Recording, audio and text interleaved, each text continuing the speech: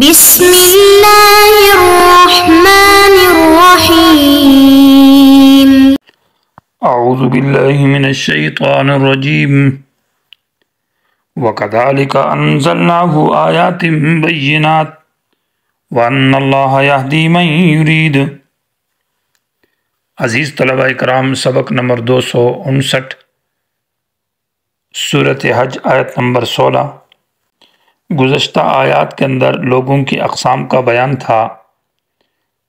وَمِنَ النَّاسِ مَن يُجَادِلُ فِي اللَّهِ بِغَيْرِ علم۔ ایک وہ قسم کے لوگ جو خود خراب ہے اور خراب لوگوں کی اتباع کرتے ہیں شیطانوں کے پیچھے، یعنی تابعدار۔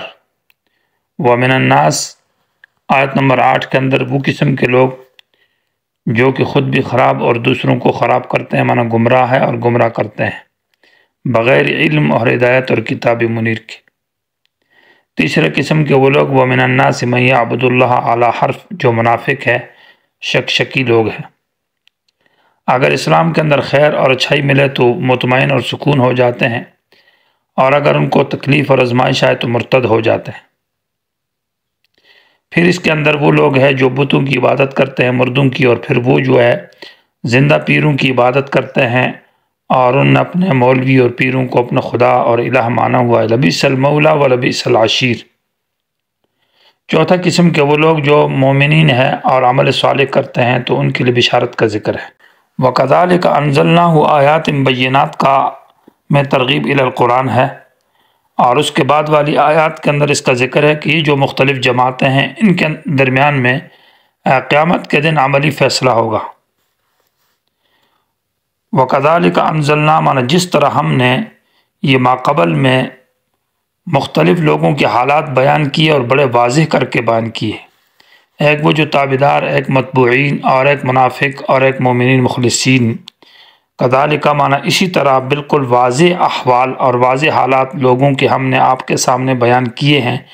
انزلناہ، ہم نے اتارا ہے اس قرآن کو، آیات بینات، واضح آیاتیں، یعنی قرآن پورا کا پورا یہ واضح ہے اور اس کی آیات بینات ہے، اور یہ ہر بات کو واضح کر کے بیان کرتا ہے۔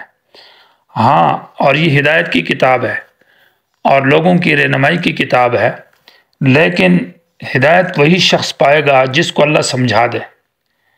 جس کو اللہ کی سمجھ نہ ہو، اللہ سمجھائے نہ، جس کو اللہ ہدایت نہ دے تو وہ ہدایت پر نہیں آ سکتا۔ جس کو اللہ توفیق دے گا، جس کے اندر طلب ہوگی، نابت ہوگی، ہدایت اسی کو ملے گی۔ اگرچہ یہ قرآن آیات بینات ہے، لیکن وَأَنَّ اللَّهَ مَعَنَا وَاعْلَمُوا، یقین کرو کہ ان اللہ یہدی، اللہ ہدایت دیتا ہے، من یرید، جس کو اللہ ارادہ کرتا ہے۔ تو جس کو اللہ سمجھا دے وہ تو سمجھ جائے گا، لیکن جس کو اللہ نہ سمجھائے تو اس کے سامنے قرآن اور جتنے دلائل پیش کیے جائیں تو وہ سمجھ نہیں آ سکتا، مانا جس کو اللہ توفیق نہ دے دے۔ ان الذین آمنوا، سکا ایک تو ربط ماقبل کے ساتھ یہ ہے کہ یہ جو مختلف جماعتیں ہیں، اور اس میں اکثر جماعتیں جو ہے تو وہ تو ایمان اور عقیدے سے ہٹی ہوئی ہے، اور ایک ہی جماعت ہے جو مومن اور عمل صالح کرنے والے ہیں۔ تو ان کا قیامت کے اندر کیا حال ہوگا، کیا فیصلہ ہوگا؟ تو یہاں سے ان کے قیامت کے عملی فیصلے کا ذکر ہے کہ قیامت کے اندر یہ لوگوں میں سے صرف ایک جماعت جو ہے وہ جنت جائے گی، باقی سب جہنمی ہوں گے۔ تو اس عملی فیصلے کا ذکر ہے۔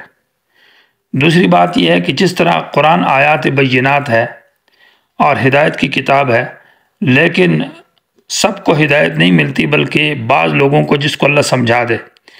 اس کی ایک مثال پیش کی ہے ان الذین آمنوا، آیت نمبر 17 کے اندر، کہ دیکھیں دنیا کے اندر بہت سارے فرقے ہیں، یہودی بھی ہیں، سابئین ہیں، نصارہ ہیں، مجوس ہیں، مومنین ہیں، لیکن ہدایت بہت کم لوگوں کو ہے جو کہ الذین آمنوا والے ہیں۔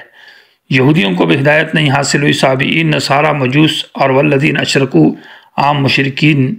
تو جماعتیں بہت زیادہ ہیں، لیکن اور قرآن آیات بینات ہے، لیکن ہدایت جو ہے وہ صرف کم لوگوں کو ملتی ہے، اور وہ مومنین کا گروہ ہے، ما انا علیہ و اصحابی، جو نبی کی اتباع کرنے والا ہے اور جو صحیح عقیدے کے اوپر ہے۔ تو یہ اس کی گویا کہ ایک مثال کا ذکر ہے۔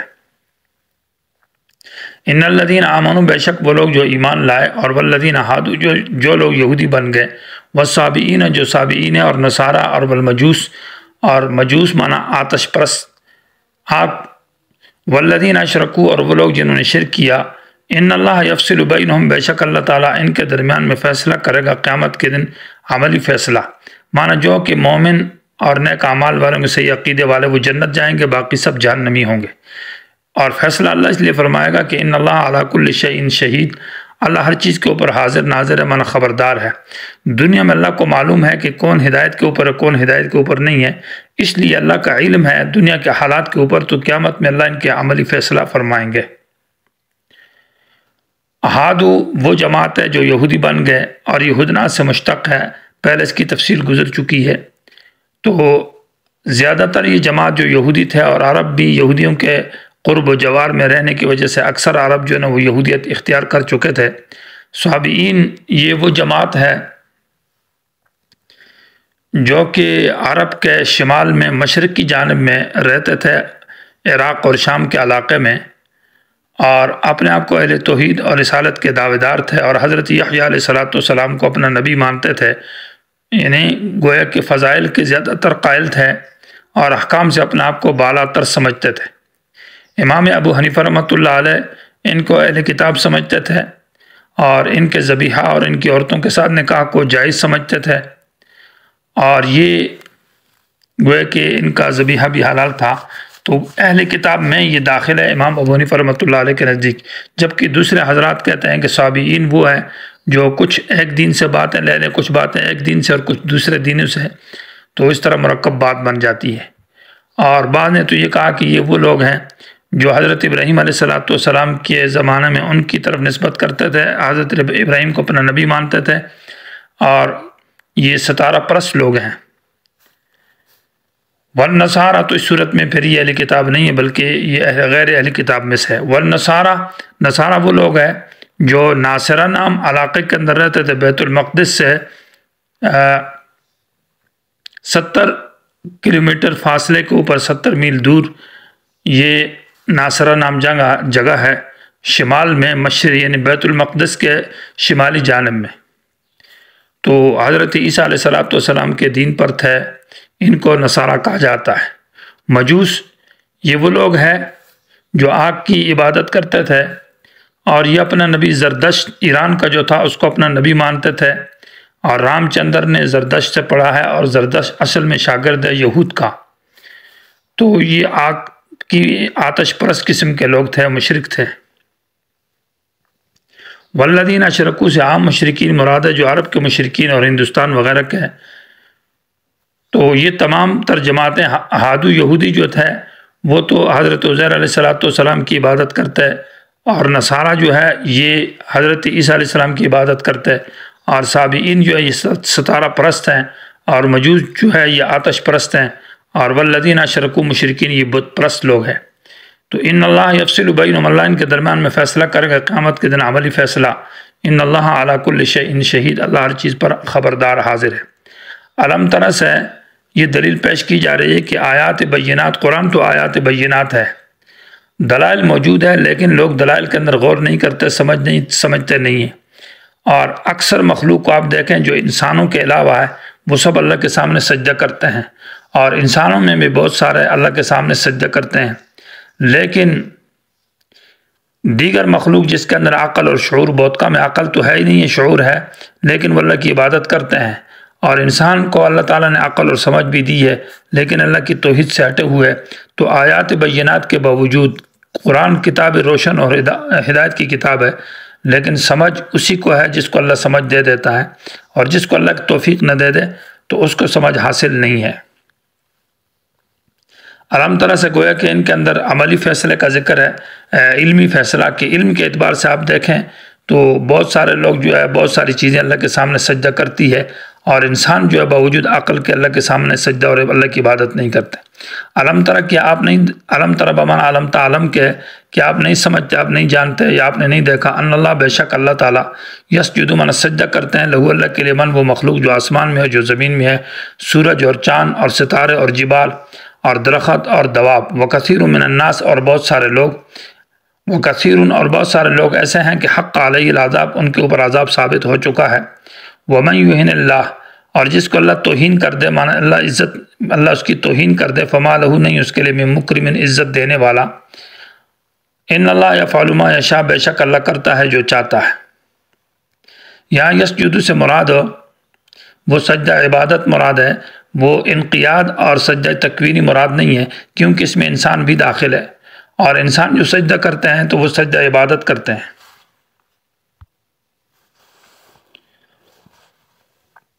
تو یسجد لہو کا معنی ایک جماعت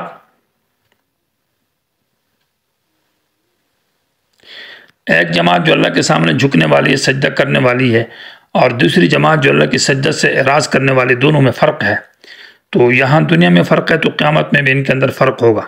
یسجدو معنی وہ سجدہ عبادت ہے۔ آسمان کے اندر، زمین کے اندر، سورج چاند اور ہر ایک کے سجدہ اپنی عبادت کے اعتبار سے، جیسے کہ سورہ انبیاء کے اندر گزرا ہے اور سورہ نور کے اندر آ رہا ہے